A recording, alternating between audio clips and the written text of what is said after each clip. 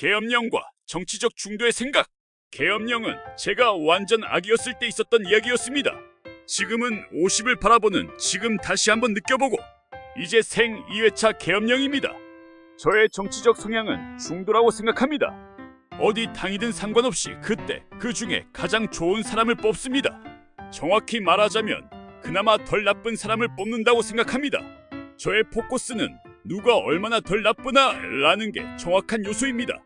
어릴 때 돌아가신 아버지가 유심히 보는 뉴스를 어쩔 수 없이 볼 때부터 우리 정치는 그렇게 평화롭지 않았습니다. 자주 싸우고 몸싸움도 하고 그렇게 이어지는 것 같았습니다. 지금 뭐 대단하게 그들만의 논리로 이번이 항상 위기라고 하는데 그들은 항상 위기였다고 생각할 것 같습니다.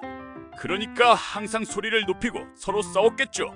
그런데 지금은 제가 생각할 때 위기인 것은 맞습니다. 계엄령을 발표한다. 그것도 정치적인 이유로 마치 전두환 정권을 바라보는 것 같더군요. 정치적인 이유로 계엄령을 내리고 반대 세력 잡아가고 반대 인력 처단하면 이게 민주주의인가요? 저는 이건 정말 아니라고 봐요. 정치적인 성향이 극우든 극좌든 그 두 집단의 세력은 우리 일반 사람 중에서는 그렇게 많이 차지 않는다고 봅니다. 대부분이 중도일 거라고 생각합니다. 중도를 또 나누면 친우 중도, 친자 중도로 나누겠지만 이 중도는 더 좋은 사람과 정당이 나오면 밀어주는 시극히 객관적인 지표의 사람이라고 생각합니다. 이 계엄령 때문에 저 같은 중도의 사람들이 눈을 뜨게 되었습니다. 뭐가 되었든 이 계엄령을 내린 건 정말 문제입니다. 비록 실패가 되었지만 만약 성공을 위해서 모든 군이 동원되고 정상적으로 움직였다면 수많은 사람이 죽거나 다칠 가능성이 있었습니다. 강도가 구상만 하면 아무도 모르고 일반인이 되었겠지만 강도가 행동했다면 그 일의 실패와 성공을 떠나서 강도입니다. 절박해서 오직했으면 질 수 있는 퇴진 이런 말로 아무리 포장해도 강도는 강도입니다.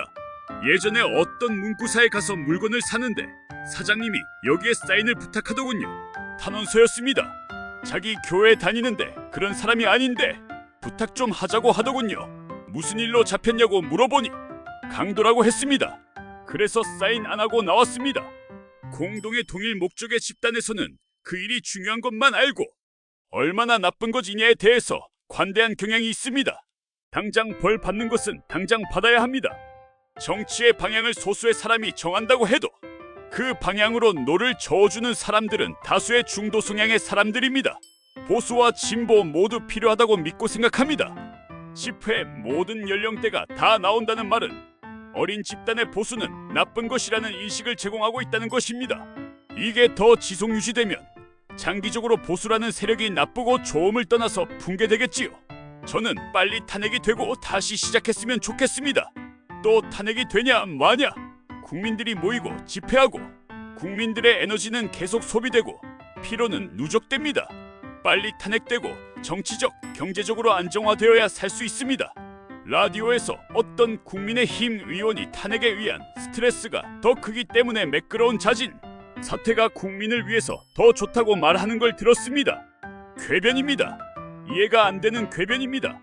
이런 거 하면 문제가 된다는 것을 보여줘야 하는 게 사회입니다. 탄핵안이 제출되는 게 중요한 게 아니라 탄핵되었던 대통령이 문제가 많았던 것이 사실입니다.